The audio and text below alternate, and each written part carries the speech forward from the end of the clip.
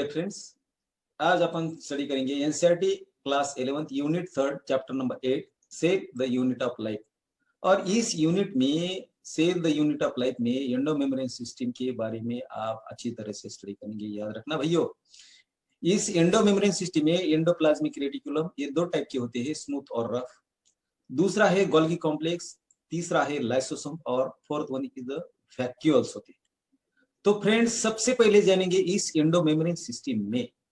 तो endo membrane system क्या होता है कि किसी भी सेल में, यूकैरियोटिक सेल में स्पेशली साइटोप्लाज्म के अंदर ये मेम्ब्रेनस ऑर्गेनेल्स ये डिस्टिंक्ट होते हैं, भिन्न भिन्न प्रकार के होते हैं इन टर्म्स में ऑफ इट्स स्ट्रक्चर और फंक्शन के स्ट्रक्चर से और फंक्शन से भिन्न भिन्न प्रकार के होते हैं। मेनी ऑफ दीज ऑर्गेनेल ये कंसीडर होते हैं together as a endo membrane system, क्योंकि कई ऐसे ऑर्गेनेल होते हैं देयर फंक्शंस आर कोऑर्डिनेटेड होता है, उनका फंक्शन कोऑर्डिनेटेड होता है। और ऐसे कौन से ऑर्गेनेल होते हैं कि उनका फंक्शन कोऑर्डिनेटेड सिस्टम में होता है? तो एंडोमेम्ब्रेन सिस्टम में कोऑर्डिनेटेड फंक्शन एंडोप्लाज्मिक रेटिकुलम यानी कि उसे ईआर कहते हैं शॉर्ट में, नंबर 1। नंबर 2 होता है गोल्गी कॉम्प्लेक्स, नंबर 3 होता है लाइसोसोम्स और नंबर 4 होते हैं वैक्यूल्स। तो कई ऐसे दूसरे भी ऑर्गेनेल होते हैं, माइटोकॉन्ड्रिया, क्लोरोप्लास्ट और पिरोक्सिसोम्स। ये ऑर्गेनेल होते हुए भी ये कोऑर्डिनेटेड कंपोनेंट्स ये कंसीडर्ड नहीं होते, एंडो मेम्ब्रेन सिस्टम का पार्ट नहीं होते। इस यहाँ पर देखिए कि इस डायग्राम में ये endoplasmic reticulum, Golgi complex, lysosomes और ये फोर्थ वैक्यूल्स, ये चार एंडो मेम्ब्रेन सिस्टम के होते हैं। ये कोऑर्डिनेटेड वर्क से काम करते हैं। लेकिन मेरे प्यारे दोस्तों बहनों, माइटोकॉन्ड्रिया, क्लोरोप्लास्ट ये डबल मेम्ब्रेन के ऑर्गेनेल होते हैं और पिरोक्सिसोम सिंगल मेम्ब्रेन का ऑर्गेनेल होता है। ये कोऑर्डिनेटेड काम से काम नहीं करते, इन्हें ये एंडो मेम्ब्रेन का सिस्टम का पार्ट नहीं कहते। ये हुई बात किसकी? एंडो मेम्ब्रेन सिस्टम की।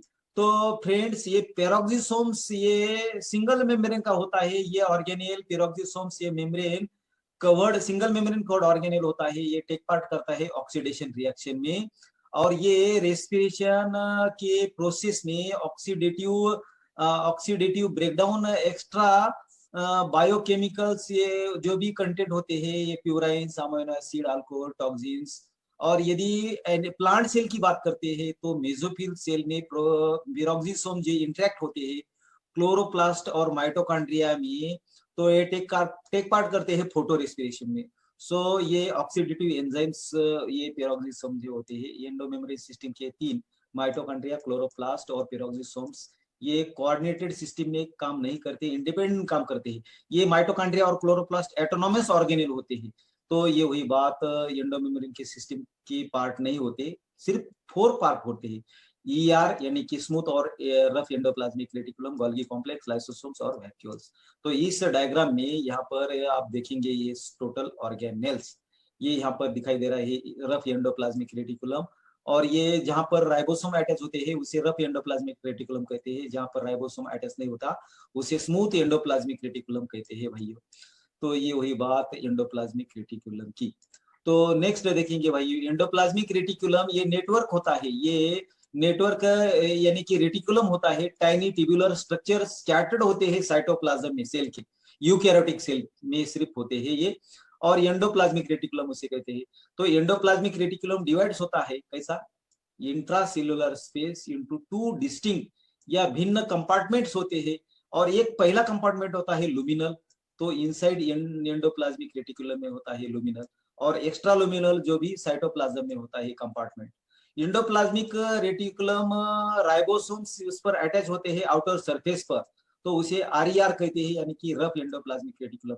जहां पर राइबोसोम्स नहीं होते एंडोप्लाज्मिक रेटिकुलम के सरफेस पर उसे एसीआर कहते हैं यानी कि स्मूथ एंडोप्लाज्मिक रेटिकुलम कहते हैं भाई। तो ये हुई बात है ये रफ और स्मूथ एंडोप्लाज्मिक रेटिकुलम की। तो एक एक बात ये है कि एक पार्ट जो एंडोप्लाज्मिक रेटिकुलम का न्यूक्लियर एनवलप से अटैच होता है, और दूसरा अटैच होता है ये प्लाज्मा मेम्ब्रेन या सेल मेम्ब्रेन से। तो ये आप याद रखिए, सिस्टर्नी, वेसिकल और ट्यूब्यूल्स ये 3 पार्ट्स एंडोप्लाज्मिक रेटिकुलम के होते हैं। याद रखना, काफी इंपॉर्टेंट ये बात मैं आपको कह रहा हूँ। कौन से पार्ट? ये सिस्टर्नी, वेसिकल और तीसरा पार्ट होता है ट्यूब्यूल्स। तो ये हुई बात इसकी एंडोप्लाज्मिक रेटिकुलम की। तो एंडोप्लाज्मिक रेटिकुलम के बारे में और भी जानेंगे भाइयों। तो नेक्स्ट देखिए कि दो पार्ट होते हैं, रफ एंडोप्लाज्मिक रेटिकुलम और स्मूथ एंडोप्लाज्मिक रेटिकुलम। आरईआर ये एक्टिवली इन्वॉल्व होता है प्रोटीन सिंथेसिस में, प्रोटीन फॉर्मेशन करता है, सिंथेसिस करता है, प्रोडक्शन करता है राइबोसोम्स की प्रेजेंस में, और सिक्रीशंस भी करता है, सिक्रीशंस याद रखिए। और ये endoplasmic reticulum extensive and continuous होते हैं, कहाँ? आउटर मेम्ब्रेन, कहाँ किसका होता है? Outer membrane of the nucleus. एक मेम्ब्रेन, एक पार्ट ये न्यूक्लियस से अटैच होता है, दूसरा प्लाज्मा मेम्ब्रेन या सेल मेम्ब्रेन से होता है। और ये RER, rough endoplasmic reticulum, gives rise ACR, ACR को ये गिव्स राइज करते हैं, आरईआर से एसीआर बनता है, याद रखिए। और ये SER smooth endoplasmic reticulum major site होती है सिंथेसिस ऑफ लिपिड फॉर्मेशन करते हैं। सिंथेसिस यानी कि फॉर्मेशन और प्रोडक्शन ऑफ लिपिड कौन करता है? एसीआर करता है, स्मूथ एंडोप्लाज्मिक रेटिकुलम करता है। और ये माय डियर फ्रेंड्स, ये SER plays a role in detoxification in liver. ये लीवर ऑर्गन होता है, ये लीवर ऑर्गन के राइट जो होता है, दो पार्ट होते हैं, राइट पार्ट और लेफ्ट पार्ट होता है। लोब जो होते हैं, लेफ्ट लोब स्मॉल होता है, राइट पार्ट लोब ये लार्ज होता है। और ये लीवर को गॉल ब्लैडर अटैच हुआ है। तो ये वही बात है लीवर की। तो ये डिटॉक्सिफिकेशन, जब भी आप खाना खाते हैं, कोई भी कंज्यूम करते हैं, तो ये हार्मफुल सब्सटेंसेस आपके खाने से या फूड से आप कंज्यूम करते हैं, तो उसका डिटॉक्सिफिकेशन लीवर करता है, लीवर के सेल करते हैं। और ये प्रोसेस ऑफ डिटॉक्सिफिकेशन की जो भी होती है, उनमें इन्वॉल्व होता है कई बायोकेमिकल रिएक्शन, यानी कि बायोलॉजिकल रिएक्शंस ये होते हैं।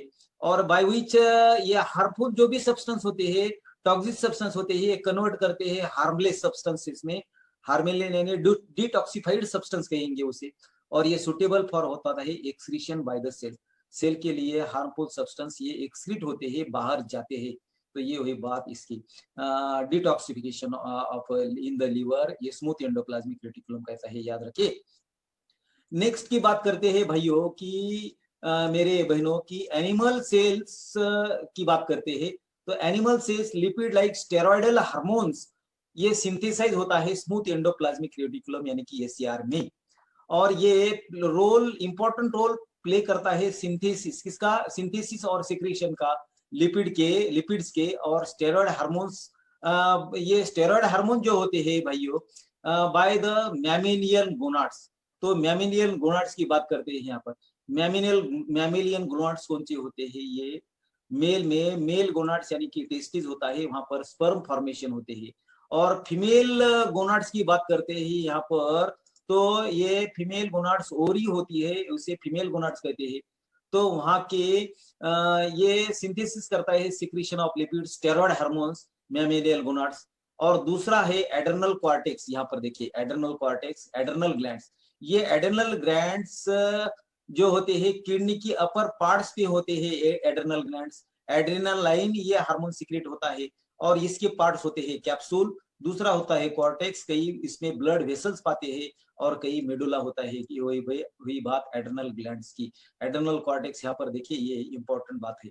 तो एड्रिनल कॉर्टेक्स में ये सिक्रेशन करता है लिपिड्स का, लिपिड्स के बारे में इंपॉर्टेंट। लिपिड्स यानी स्टेरॉइड्स एंड स्टेरॉइड हार्मोन बोलेंगे, हार्मोन्स आर द प्रोटीन्स, याद रखिए काफी इंपॉर्टेंट होते हैं। तो नेक्स्ट बात करते हैं कि दूसरा है ये एंडोमेम्ब्रेन सिस्टम का पार्ट गोल्गी एपैरेटस, उसे गोल्गी कॉम्प्लेक्स भी कहते हैं। और ये अभी नीट में पूछेंगे भाई कि डिक्टियोसोम्स गोल्गी एपैरेटस को और गोल्गी कॉम्प्लेक्स को कहते हैं। कैमिलो गोल्गी 1898 में उन्होंने पहले ऑब्जर्व किया था ये गोल्गी कॉम्प्लेक्स को। ये डेंसली यानी कि घनी स्टेन रेटिकुलर सब्सटेंस होते हैं, जालीदार स्ट्रक्चर होता है, और वो कहाँ होता है? Near the nucleus. इस डायग्राम में देखिए कि ये सेल का डायग्राम आपको दिखाई दे रहा है। इस डायग्राम में ये सेल मेम्ब्रेन और ये लाइसोसोम, ये देखिए ये आपको दिखाई दे रहा है गोल्गी कॉम्प्लेक्स। तो नियर द ये गोल्गी कॉम्प्लेक्स न्यूक्लियस होता है। और कैमिलियो गोल्गी का आप यहाँ पर फोटोग्राफ देखिए। ये कैमिलियो गोल्जी ने ये 1898 में इसकी इन्वेंशन की है, याद रखने की बात कही है यहाँ पर। तो ये गोल्गी apparatus, गोल्गी कॉम्प्लेक्स और डिक्टियोसोम्स में अगेन और आप जानेंगे कि क्या है कि गोल्गी apparatus ये यहाँ पर कंसिस्ट करता है मेनी फ्लैट होते हैं ये गोल्गी apparatus, डिस्क शेप के होते हैं, सैक्स होते हैं, सैक्स को सिक्सटर्नी कहते हैं। और इनकी मेजरमेंट की बात करते हैं यहाँ पर तो गोल्गी apparatus ये 0.5 माइक्रोन मीटर से लेकर 1.0 माइक्रोन मीटर डायमीटर होता है गोल्गी apparatus का या डिक्टियोसोम्स का। ये स्टैक्ड पैरेलल होते हैं ईच अदर को। इस डायग्राम में देखिए ये गोल्गी apparatus आपको यहाँ पर दिखाई दे रहा है गोल्गी apparatus ये stack of parallel to each other होते हैं। और नेक्स्ट बात करते हैं भाइयों मेरे बहनों कि ये वैरिड नंबर में होते हैं सिस्टर्नी और ये प्रेजेंट होते हैं गोल्गी कॉम्प्लेक्स में। गोल्गी सिस्टर्नी जो होती है ये कॉन्स्ट्रिकली केंद्रीभूत होती है और ये अरेंज होती है कहाँ पर न्यूक्लियस के पास और ये डिस्टिंग होती है कॉन्वेक्स सिस और ये फॉर्मिंग फेस होता है। सिस फेस को फॉर्मिंग फेस कहते हैं भाई। यहाँ पर देखिए इस डायग्राम में कि ये सिस फेस यहाँ पर दिखाई दे रहा है छोटा होता है और यहाँ पर इनकमिंग ट्रांसपोर्ट वेसिकल भी पाए जाते हैं।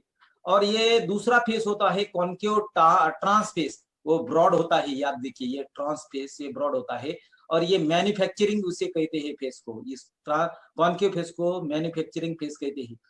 ये दोनों फेस सिस फेस और ये ट्रांस फेस सेस जो भी होते हैं गोल्गी कॉम्प्लेक्स के ये ऑर्गेनेली के गोल्गी कॉम्प्लेक्स एंटायरली डिफरेंट होते हैं बट ये दोनों भी इंटरकनेक्ट होते हैं। याद रखिए आपको पूछेंगे कि सिस और ट्रांस फेस ये क्या होते हैं इंटरकनेक्ट होते हैं। माय डियर फ्रेंड्स ये सिस्टर्नी वेसिकल्स और ट्यूब्यूल्स से बनते हैं और ये ट्रांस फेस की तरफ ये सिक्रीटरी वेसल्स पाए जाते हैं। और याद रखिए कि उस मेम्ब्रेन में ये आपको दिखाई दे रहा है लुमेन। ये लुमेन फील्ड होता है मैट्रिक्स से। याद रखिए ये काफी इंपॉर्टेंट यहाँ पर बात कह रहा हूँ आपके लिए। नेक्स्ट कि इस गोल्गी कॉम्प्लेक्स और गोल्गी एपरेटस की बात करते हैं तो ये प्रिंसिपली परफॉर्म्स करते हैं कौन सा फंक्शन ये पैकेजिंग मटेरियल्स होते हैं टू बी किसे डिलीवर्ड होता है packaging material either to the intracellular targets और सिक्रीटेड आउटसाइड द सेल भी सिक्रीट करते हैं। और ये जो मटेरियल्स इसमें सिक्रीट होते हैं तो ये पैकेज होते हैं कहाँ पर ये पैकेज होते हैं परफॉर्म्स करते हैं वेसिकल्स को फ्रॉम एंडोप्लाज्मिक की बात करते हैं endoplasmic reticulum fuse with cis face of the Golgi apparatus and move होते हैं towards the manufacturing trans face की तरफ। ये यहाँ पर दिखाई दे रहा है ये सिस फेस ये ऊपर का ये स्मॉल साइज का होता है और ट्रांस फेस ब्रॉड साइज का होता है और वहां पर कई सिक्रीटरी वेसिकल्स पाए जाते हैं कई न्यूली फॉर्मिंग वेसिकल्स भी होते हैं ट्रांस फेस की तरफ से। तो फ्रेंड्स ये एक्सप्लेन्स करता है क्या एक्सप्लेन्स करता है तो यहाँ पर आपको एनसीईआरटी में क्वेश्चन पूछा है व्हाई द गोल्गी कॉम्प्लेक्स और गोल्गी apparatus यहाँ पर दिखाई दे रहा है remains the close association with the endoplasmic reticulum। याद रखिए कि गोल्गी कॉम्प्लेक्स एंडोप्लाज्मिक रेटिकुलम से एसोसिएट होता है। क्या होता है एसोसिएट होता है याद रखिए। ये नंबर ऑफ प्रोटीन सिंथेसाइज्ड ये ribosomes on the endoplasmic reticulum ये मॉडिफाइड होते हैं कहाँ पर सिस्टर्नी पर होते हैं। यहाँ पर देखिए ये सिस्टर्नी पर ये मॉडिफाई होते हैं सिस्टर्नी पर और Golgi apparatus before they are released from the trans face तो ये ट्रांसफेस ब्रॉड होता है। याद रखिए ये ट्रांसपोर्ट की बात कहती है।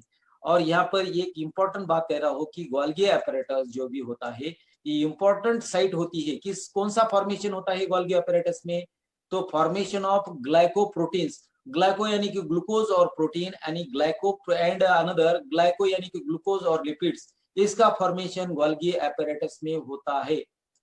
ग्लाइकोप्रोटीन्स का और गोल्गी apparatus ग्लाइकोलिपिड्स का फॉर्मेशन गोल्गी apparatus में होता है डिक्टियोसोम्स में होता है। ये इंपॉर्टेंट बात है। नेक्स्ट बात करते हैं थर्ड ये एंडोमेम्ब्रेन सिस्टम का पार्ट होता है लाइसोसोम्स।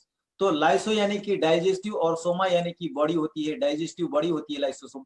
1955 में डी डुवे इन्होंने ये टर्म कॉइन की है लाइसोसोम्स के लिए डाइजेस्टिव बॉडी।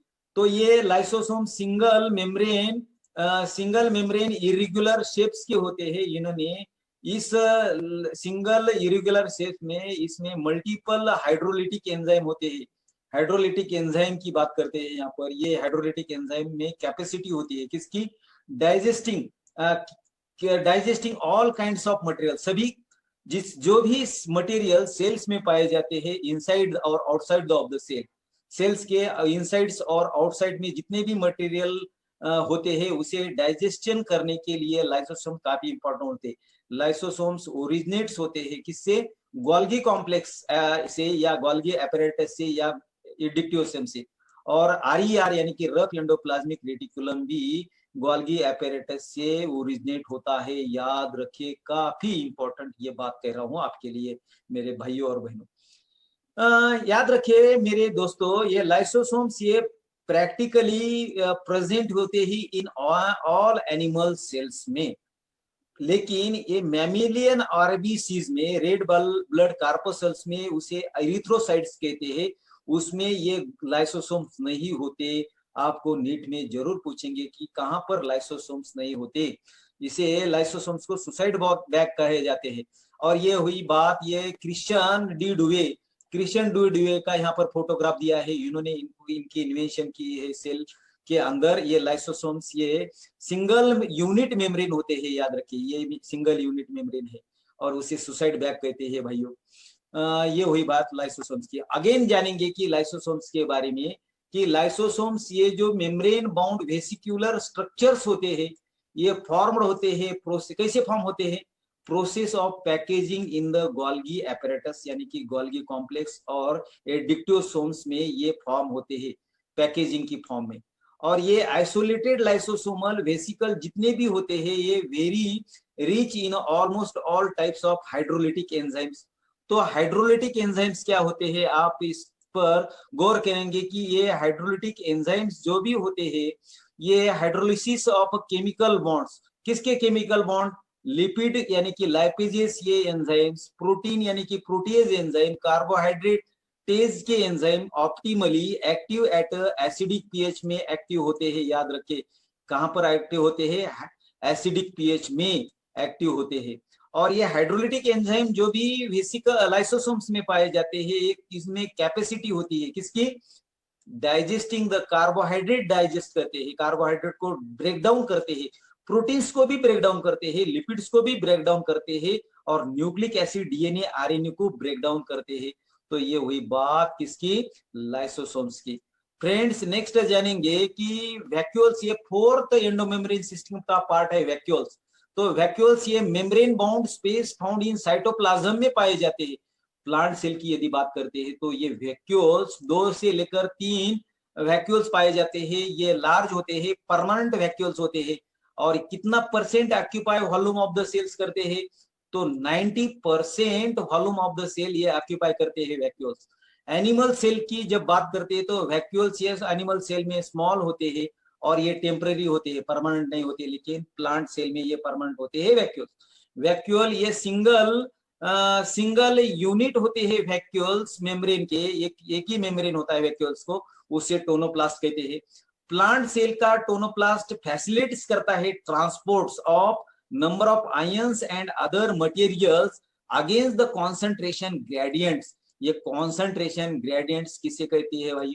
तो ये कॉन्सेंट्रेशन ग्रेडियंट ऑकर्स होता है, कई पार्टिकल्स होते हैं गैस के या कई आए ये कई पार्टिकल जो भी होते हैं सब्सटेंस के, तो हायर वन एरिया में होते हैं या देन अनदर। ये हुई बात ग्रेडियंट्स की, कॉन्सेंट्रेशन ग्रेडियंट की यहाँ पर बात करते हैं भाई, कॉन्सेंट्रेशन ग्रेडियंट। तो इनटू द वैक्यूल में, तो यहाँ पर देखिए कि hence there concentration is significantly higher. तो वैक्यूल्स में यहाँ पर देखिए इस प्लांट सेल डायग्राम, यहाँ पर ये टोनोप्लास्ट यानी कि सिंगल मेम्ब्रेन होता है, इसके अंदर सेल सेप होता है। सेल सेप में आयंस का और अदर मटेरियल का कॉन्सेंट्रेशन ग्रेडियंट ये सिग्निफिकेंटली हायर होता है वैक्यूल्स में देन इन द साइटोप्लाज्म। ये बाहर दिखाई दे रहा है यहाँ पर साइटोप्लाज्म। तो साइटोप्लाज्म की हुई बात। वैक्यूल्स ये फील्ड होते हैं, ये वैक्यूल यानी कि रिक्तिका भी कहते हैं। तो ये ऐसा नहीं कि ये रिक्त होते हैं, तो उसमें फ्लूइड होता है, उस फ्लूइड को सेल सैप करते हैं। क्या कहते हैं? Cell sap. याद रखिए कि वैक्यूल्स के अंदर सेल सैप होता है। और सेल सैप में क्या होता है? सेल सैप में वाटर सैप होता है। वाटर सैप किसे कहते हैं? वाटर, ये वैक्यूल्स में, टोनोप्लास्ट में और सेल सैप में क्या क्या होता है? इसमें मिनरल सॉल्ट होता है, शुगर्स भी होते हैं, कई अमीनो एसिड्स होते हैं, कई प्रोटीन्स भी होते हैं, कई ईस्टर्स भी होते हैं, कई एल्कोलॉइड्स भी होती है। और नेक्स्ट बात करते हैं ये वाटर सैप के कंटेंट की बात, और कई एक्सक्रीटरी वेस्ट प्रोडक्ट्स भी होते हैं। तो फ्रेंड्स यहाँ पर देखिए कि एक्सक्रीटरी वेस्ट प्रोडक्ट्स कौन से होते हैं। कार्बन डाइऑक्साइड जैसे गैस होते हैं, कई वेस्ट प्रोडक्ट्स के सॉल्ट्स होते हैं, यूरिया होता है, यूरिक एसिड भी होता है। ये सेल सैप की बात कही है यहाँ पर, सेल सैप। तो ये कंटेन करता है वाटर सैप, यानी कि mineral salt, sugar, amino acid, protein, esters और अल्कलॉइड। और एक्सक्रीटरी वेस्ट की करते हैं तो बात, तो CO2 यानी कि कार्बन डाइऑक्साइड, वो axis of water, axis of salts, urea और यूरिक एसिड, ये क्या होते हैं, एक्सक्रीटरी प्रोडक्ट्स होते हैं। तो फ्रेंड्स यहाँ पर देखिए नेक्स्ट की, ये वैक्यूल्स में कई कॉन्ट्रैक्टाइल वैक्यूल्स पाए जाते हैं। तो कॉन्ट्रैक्टाइल वैक्यूल्स की बात करते हैं फ्रेंड्स यहाँ पर। कॉन्ट्रैक्टाइल वैक्यूल्स ये रिस्पॉन्सिबल होते हैं मेंटेनिंग द होम्योस्टेसिस। ये होमोस्टेसिस की ये कंसेप्ट आपको आपको हमेशा काम में आएगी। तो होम्योस्टेसिस किसे कहते हैं भाई मेरे भाइयों और ये फ्रेंड्स और ये बहनों की, होम्योस्टेसिस यानी कि ये वैक्यूल्स मेंटेन करते हैं कांस्टेंट इंटरनल एनवायरनमेंट। किसके लिए, response to environmental changes. Environmental changes में जितने भी एनवायरमेंटल चेंजेस होते हैं, हीट का हो या कोल्ड का, तो ये कांस्टेंट इंटरनल एनवायरनमेंट करना, उसे होम्योस्टेसिस कहते हैं, याद रखना। ये काफी इंपॉर्टेंट, बहुत ही इंपॉर्टेंट बात करता हूँ यहाँ पर। तो ये वैक्यूल्स मेंटेन करते हैं टर्जिडिटी ऑफ सेल्स की, and helping in the maintaining proper internal balance of cellular content. जितने भी सेल के अंदर कंटेंट होते हैं उसका बैलेंस ये कॉन्ट्रैक्टाइल वैक्यूल करता है। यदि आप बात करते हैं प्लांट वैक्यूल्स की, तो प्लांट वैक्यूल्स में स्टोर्स होता है nutrients as well as toxic waste भी ये इस वैक्यूल में क्या होता है, स्टोर होता है। अभी एनिमल की बात करते हैं, अमीबा लाइक ऑर्गेनिज्म की। तो अमीबा में कॉन्ट्रैक्टाइल वैक्यूल जो भी होता है इंपॉर्टेंट होता है। किसके लिए इंपॉर्टेंट होता है, एक्सक्रीटरी मटेरियल एक्सक्रीशन में। तो एक्सक्रीशन क्या होता है, मेटाबॉलिक वेस्ट एलिमिनेट होता है, उसे एक्सक्रीशन कहते हैं। जो भी सेल अमीबा की मेटाबॉलिक एक्टिविटी करती है, एक्टिविटी से लेकर जो भी मेटाबॉलिक वेस्ट फॉर्म होता है, निर्माण होता है, उसका एलिमिनेशन एक्सक्रीशन प्रोसेस के द्वारा होता है। कई ऐसे सेल्स होते हैं, मेनी सेल्स प्रोटिस्टा के। प्रोटिस्टा क्या होते हैं भाई, तो यूनिसेल्युलर यूकैरियोटिक होते हैं, यूकैरियोटिक्स की बात। तो वो कौन से होते हैं, प्रोटोजोआंस, ये क्लैमाइडोमोनास लाइक algae, कई डायटम्स होते हैं, स्लाइम मोल्ड्स होते हैं, फंगी लाइक। ये हुई बात है प्रोटिस्टा की। उनमें फूड वैक्यूल्स पाए जाते हैं, और फूड वैक्यूल फॉर्म होते हैं बाय एंगल्फिंग यानी कि समा लेना या घेर लेना फूड पार्टिकल को। तो ये अब अमीबा के बारे में जानेंगे कि यहाँ पर दिखाई दे रहा है फूड वैक्यूल और contractile vacuole. Contractile vacuole amoeba में होम्योस्टेसिस यानी कि इंटरनल एनवायरनमेंट कांस्टेंट करता है। फूड वैक्यूल जो भी होता है फॉर्म होता है, एंगल्फ करता है, समा लेता है, घेर लेता है, किसे, फूड पार्टिकल्स को। ये हुई बात कॉन्ट्रैक्टाइल वैक्यूल की और फूड वैक्यूल की। फ्रेंड्स ये फूड वैक्यूल कहाँ पाए जाते हैं कि ट्राइपेनोसोमा, ट्राइकोमोनिम्फा, ये लेजमैनिया, एंटोमीबा, प्लाज्मोडियम और पैरमेसियम में फूड वैक्यूल होते हैं। जब भी फूड पार्टिकल उनके कांटेक्ट में आते हैं तो वो क्या करते हैं, एंगल्फ करते हैं, ये समा लेते हैं फूड पार्टिकल को। तो ये हुई बात किसकी, फूड वैक्यूल की। नेक्स्ट की बात करते हैं भाइयों की, यहाँ पर आप पूरा खत्म करेंगे, एंड करेंगे एंडोमेम्ब्रेन सिस्टम के बारे में। तो एंडोमेम्ब्रेन सिस्टम जो भी होती है फ्रेंड्स, तो काफी इंपॉर्टेंट आपको नीट के लिए पूछे जाते हैं।